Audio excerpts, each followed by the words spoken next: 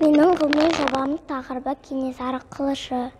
Бұл тақырыпты қалай таңдадым? Мен атам мен әжем қызымын. Әжем маған үнемі қазақтың тарихи орындарын таныстырып, ержүрек батырлардың ерлігін қызықтырақ айтып беретін. Сабы, сүйектен, қынабы, бұлғалармен қапталған қайқы қылыш көзіме ерекше түсіп зерттей бастадым.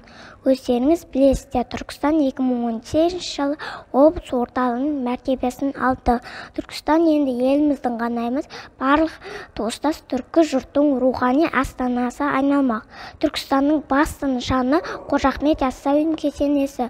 Оны екінші Мекке әлем сегізінші кереметі деп санайды. Ол ЮНЕСКО-ның әлемдік тарихи мұраларының тізіміне енген, яғни халықаралық деңгейде қорғалған. Ескерткіш 14 ғасырда Әмір Темір салдырған Қожа Ахмет Яссауидің құрметіне. Ол ғұлама, ғалым, ақын, ұстаз болған.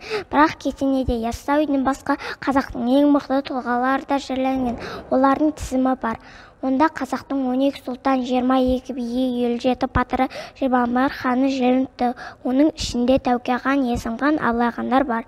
Ең қызық, қазақтың ең соңғы ханы Кенесарының тізімде жоқ. Яғни Кенесарыға қасиетті Түркістаннан топырақ бермепті.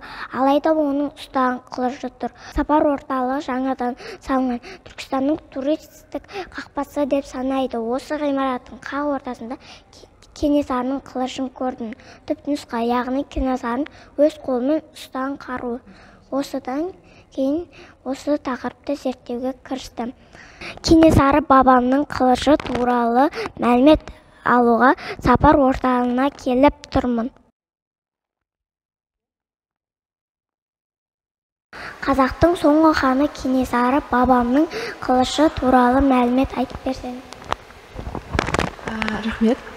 Сіздер көріп тұрғандарыңыздай, бұл Кенесары Қасым ханның именно қылышының көшірмесі болып табылады.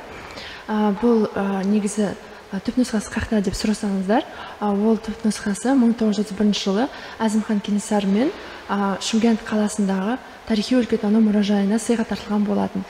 Негізінен түпнұсқа қылышының өзі таза темірден жасалған. Оның ұзындығы 70 см, ал тұтқасы 15 см болып табылады. Сізге мәліметті айтып берген үшін көп рахмет.